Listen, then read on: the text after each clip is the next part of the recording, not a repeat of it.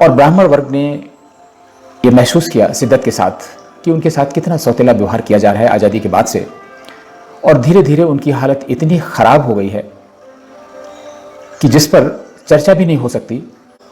ऐसे में जबकि जातियों के आधार पर, धार्मिक समुदायों के आधार पर तरह तरह की सुविधाएं दी जा रही हैं, तरह तरह की योजनाएं बनाई जा रही हैं, ये वर्ग बहुत ही उपेक्षित महसूस कर रहा है। और यही वर्ग नहीं, इसके साथ में उच्च वर्ग की कथित रूप से जो और जातियां हैं, सारी की स्थिति लगभग यही है। लेकिन भारत में तो इसमें कोई शोध हुआ नहीं और हो भी नहीं सकता, क्योंकि बहुदलीय प्रणाली का जो राजनीतिक व्यवस्था है हम लोगों के यहाँ, उसमें वोट बैंक के व्यवसायी हैं सभी राजनीतिक दल। और ऐसे वोट बैंक व्यवसायियों के देश में किसी विशेष, किसी पर्टिकुलर कास्ट पर बिना भेदभाव किए कोई शोध हो, कोई चिंतन हो, संभव नहीं, क्योंकि ऐसे देश में बिना राजनीतिक नफा नुकसान के कोई काम नहीं होता। ऐसे में एक रिपोर्ट बहुत प्रासंगिक हो जाती है, और ये रिपोर्ट किसी भारतवासी ने नहीं, किसी ब्राह्मण ने नहीं, किसी क्षत्रिय ने नहीं, किसी बनिया ने नहीं, किसी शूद्र ने नहीं बनाई है। ये रिपोर्ट एक फ्रांसीसी पत्रकार, उनका नाम है फ्रैंकोइस ग्विटर, उन्होंने 2019 में तब बनाई थी जब ट्विटर के टीम के कई लोग भारत में आए थे और भारत के पत्रकारिता जगत के स्तंभ माने जाने वाले और तथा कथित एक्टिविस्ट, उन लोगों ने फोटो खिंचवाई थी और ऐसा इंप्रेशन दिया था कि जो भारत की जाति व्यवस्था है उसमें भी रंग भेद की नीति बरकरार है, और ये रंग भेद जो नस्ल भेद है वो कोई और नहीं, ब्राह्मणों के द्वारा ही किया जा रहा है। फ्रांसिस गोइटर की जो रिपोर्ट है उसका शीर्षक उन्होंने दिया, Dalits as Brahmins and the Brahmins as Dalits. इनकी रिपोर्ट इनकी वेबसाइट पर उपलब्ध है, जिसका हम आपको डिटेल देंगे। और इस रिपोर्ट में उन्होंने आखिर में पूछा है कि क्या कल के ब्राह्मण और अन्य ऊंची जातियां आज के दलित बन रहे हैं। ये एक विदेशी पत्रकार हैं और उनको भारतीय सामाजिक संरचना, जाति व्यवस्था के बारे में बहुत अधिक नहीं मालूम है। उन्होंने जो भी पता किया यहाँ पे पता किया, और इसके बाद कई राज्यों में उन्होंने अपना शोध किया। तो उनकी रिपोर्ट शुरू होती है ट्विटर के उसी फोटो से जिसमें रंग भेद की नीति और ब्राह्मणवादी व्यवस्था को भारत की दुर्दशा के लिए जिम्मेदार ठहराया था, और आज भी इस ब्राह्मणवादी व्यवस्था को दलितों, पिछड़ों और अल्पसंख्यक समुदाय की दुर्दशा के लिए जिम्मेदार ठहराया गया था। तो उन्होंने लिखा है कि ऐसे समय में जब ट्विटर के जैक डोर्सी भारत की यात्रा पर थे, तो ये तथाकथित ब्राह्मण प्रभुत्व और जिसे रंग भेद की नीति कहा जाता है, उनके साथ फोटो खिंचवाने वाले लोग उस रंग भेद की तो बात करते हैं, लेकिन उस समुदाय की जिसका नाम लेकर इस रंग भेद की वर्ण व्यवस्था की बात की जाती है, उसकी दुर्दशा के बारे में कोई विचार नहीं करता। तो उन्होंने तमाम जो अध्ययन किए उसकी समरी मैं आपको बता रहा हूँ। उन्होंने लिखा है कि दिल्ली में लगभग 50 सुलभ शौचालयों में प्रत्येक में से 5 और 6 ब्राह्मण कर्मचारी हैं और ये सफाई का काम करते हैं। और ये लोग अधिकांश ऐसे गांव से आए हुए हैं जहां पर ये जातिवाद का शिकार हैं। तमाम सारे ऐसे कानून हैं जहां पर तथाकथित पीड़ित और शोषित वर्ग इनके विरुद्ध एफआईआर करवा देता है और इन्हें परेशान होना पड़ता है। इसलिए ये पलायन करके रोजी रोटी की तलाश में दिल्ली आ गए थे, और दिल्ली में जब कोई इनको काम नहीं मिला तो इन्होंने सुलभ शौचालय की सफाई करने का काम शुरू कर दिया। ये लिखते हैं कि दिल्ली के रेलवे स्टेशन पर बहुत सारे कुली ब्राह्मण परिवारों से हैं और इसमें बहुत सारे बिहार और पूर्वी उत्तर प्रदेश के हैं। इन ब्राह्मण कुलियों से उन्होंने कहा कि हम गांव में कैसे रह सकते हैं। गांव में आजकल जितनी भी विकास की योजनाएं बन रही हैं उसमें जाति आधारित विकास व्यवस्था है। दलितों के उत्थान के लिए, पिछड़े वर्ग के उत्थान के लिए बहुत सारी योजनाएं बनाई जा रही हैं और इसमें हमें कोई आपत्ति नहीं है। और इसलिए गांव में उनके लिए तो कोई सुविधाएं हैं नहीं। सुअरों के बाड़े बनाने के लिए वित्तीय पोषण किया जाता है, योजनाएं आती हैं, सब्सिडी दी जाती है, लेकिन उनकी गायों को खरीदने के लिए, दुधारू पशुओं को खरीदने के लिए, गौशालाएं बनाने के लिए कोई ऐसी व्यवस्था नहीं है। और उनके पास चूंकि कोई रोजगार नहीं है तो फिर वो गांव छोड़कर यहाँ पर आ गए और क्या कर सकते हैं। गोइटर अपनी रिपोर्ट में ये भी मेंशन करते हैं कि दिल्ली में बड़ी संख्या में ऐसे रिक्शा चालक मिल जाएंगे जो ब्राह्मण हैं, और वह भी बिहार के, उत्तर प्रदेश के, झारखंड के, मध्य प्रदेश के और छत्तीसगढ़ के हैं।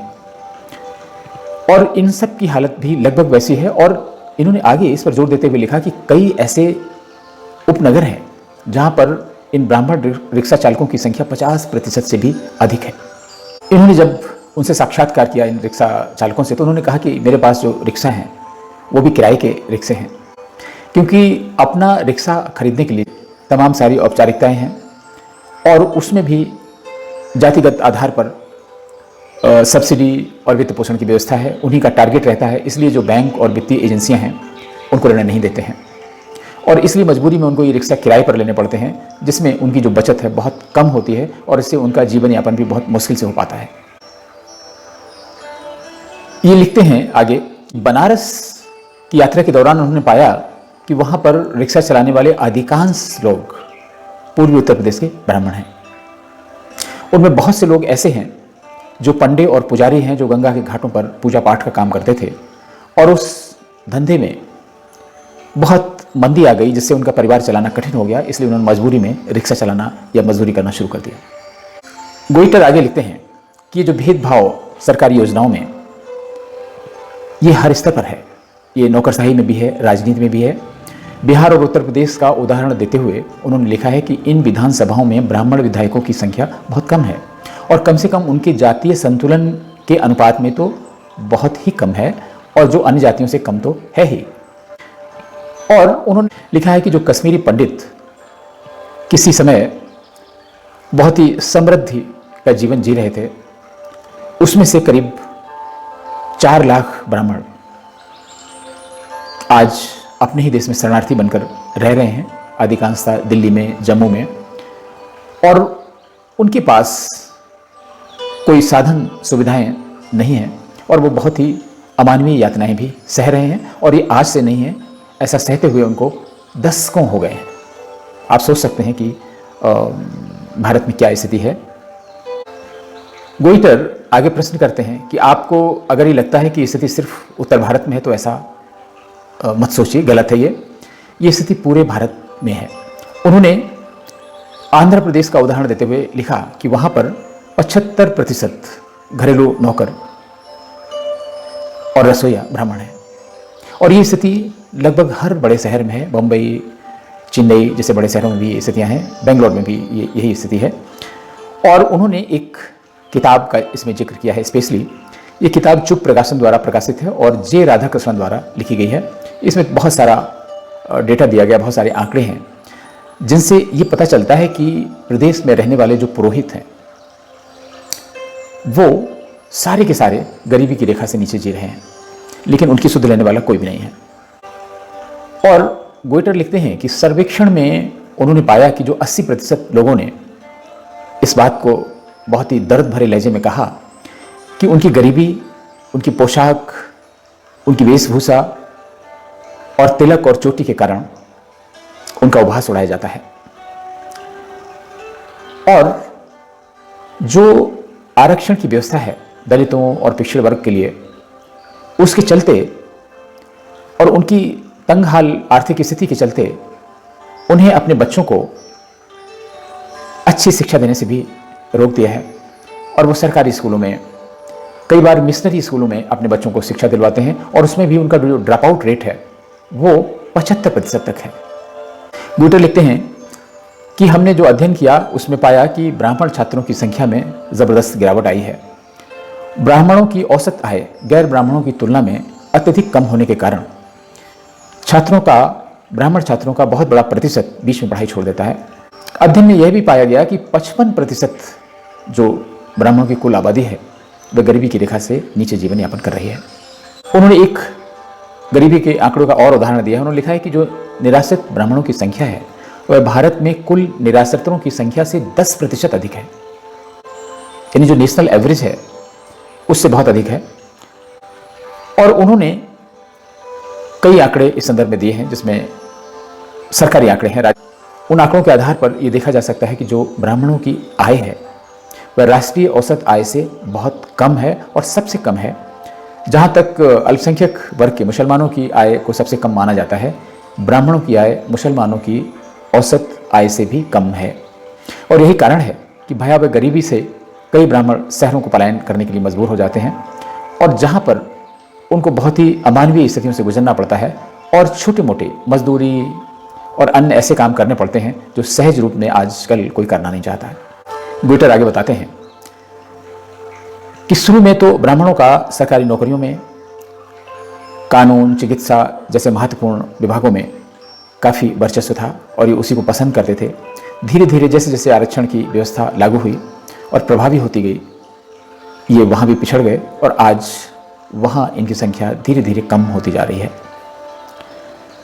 और ऐसी ऐसी दर्दनाक स्थितियाँ हैं जिनमें मात्र 10 रुपये, 15 रुपये, 20 रुपये प्रतिदिन की आय उनकी होती है।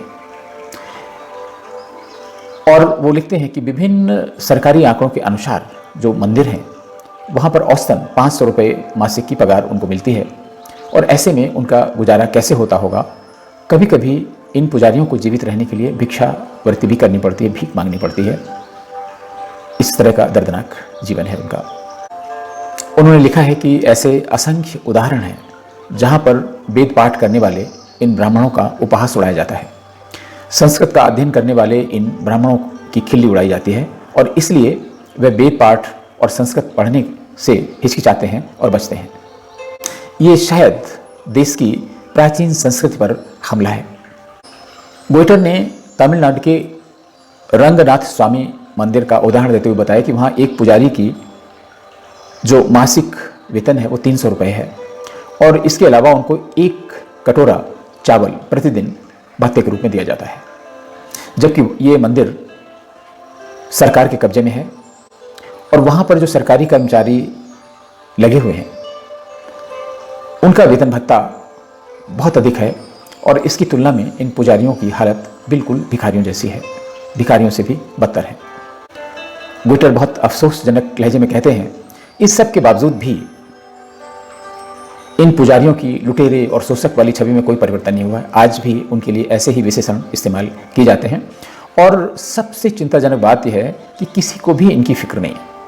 ऐसे राजनीतिक दल जो तथाकथित हिंदूवादी हैं उनको भी नहीं और उसका सबसे बड़ा कारण है कि ये वोट बैंक नहीं है और सामूहिक रूप से वोट भी नहीं करते। आगे लिखते हैं, आधुनिक भारत की त्रासदी है कि यहाँ दलित, पिछड़े और मुसलमान मिलकर सरकार बना सकते हैं और इसी फार्मूले पर सभी राजनीतिक दल काम करते हैं। आज़ादी के बाद कांग्रेस ने इसी सिद्धांत पर काम करना शुरू किया और इस बात को बहुत भुनाया। लेकिन आज राहुल और सोनिया की कांग्रेस के अलावा भी जो क्षेत्रीय दल हैं वो कांग्रेस से भी 2 कदम आगे निकल चुके हैं और उनको इन वोट बैंक को हथियाने में कहीं कोई हिचकिचाहट नहीं है। इसके लिए वे कुछ भी कर सकते हैं।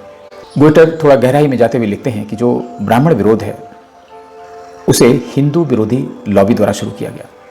जो हिंदू विरोधी हलके हैं, हिंदू विरोधी संगठन हैं, उन्हीं ने ब्राह्मण विरोध शुरू किया और उनका उद्देश्य जातिवादी विभाजन को फायदे में लेकर पिछड़ी और दलित समुदाय की जातियों को अपने साथ गोलबंद करना है। ये तो कोई छिपी बात नहीं, हम सभी जानते हैं। गुइटर अपनी रिपोर्ट में लिखते हैं कि केंद्र की भाजपा सरकार भी इन असहाय, निरीह और गरीब ब्राह्मणों की कोई मदद इसलिए नहीं कर रही है कि कहीं ऐसा ना हो कि उनकी धर्मनिरपेक्ष छवि पर दाग लगे या कोई कह दे कि ये पक्षपाती हैं। इसका नतीजा यह हो रहा है कि न केवल ब्राह्मण बल्कि ऐसी तथाकथित उच्च जातियां इतने अमानवीय जीवन जी रही हैं और उनके लिए सरकार कुछ भी नहीं कर रही है। ये पीड़ित चुपचाप हैं, कोई आंदोलन नहीं करते। इनमें ब्राह्मण, क्षत्रिय, वैश्य, ऐसी कई जातियां होंगी।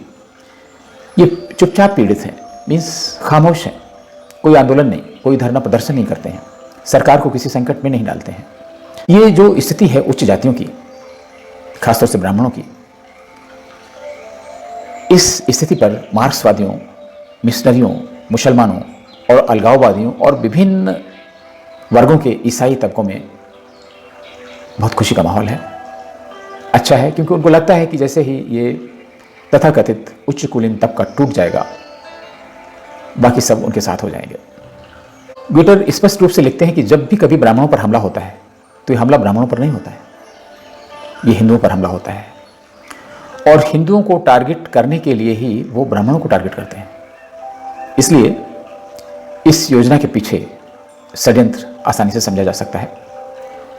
ग्विटर ने स्पष्ट लिखा है कि ट्विटर और फेसबुक अलग अलग नहीं है, इन दोनों का उद्देश्य एक ही है। इनके पास इस्लामोफोबिया के खिलाफ दिशा निर्देश हैं, लेकिन हिंदू फोबिया का ये भरपूर स्वागत करते हैं और उसे चलने देते हैं।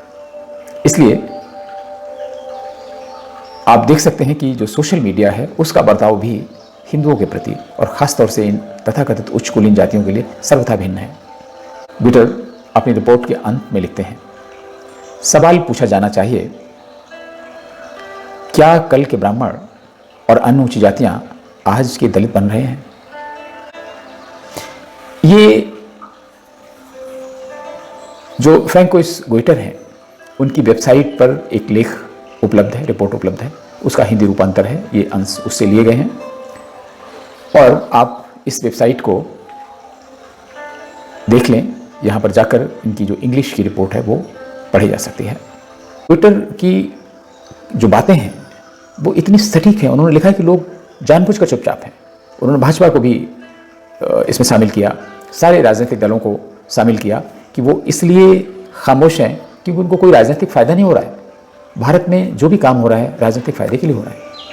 और इस समुदाय की, ब्राह्मण समुदाय की जो उच्च जातियाँ हैं, इनकी सबसे बड़ी खराबी है, खासतौर से ब्राह्मण समुदाय की बड़ी खराबी है कि वोट देने में भी एकजुट नहीं होते हैं, एकजुट होकर वोट नहीं करते हैं, इनकी कोई संगठित शक्ति नहीं है, कभी कोई प्रदर्शन नहीं करते हैं। इतनी निरीह अवस्था में भी इन जातियों ने कभी कोई धरना प्रदर्शन, कोई आंदोलन खड़ा नहीं किया, और शायद यही सबसे बड़ी कमजोरी है इनकी। और ग्विटर की रिपोर्ट के अनुसार इनकी खामोशी ही एक दिन इनको स्वतः समाप्त कर देगी भारत में, और फिर जो बचे हुए लोग हैं वो उन लोगों के साथ हो जाएंगे जिनका उद्देश्य ही हिंदू समुदाय को समाप्त करना है। नमस्ते। आप ग्विटर की रिपोर्ट को देखिए, समझिए और लोगों को सचेत करिए।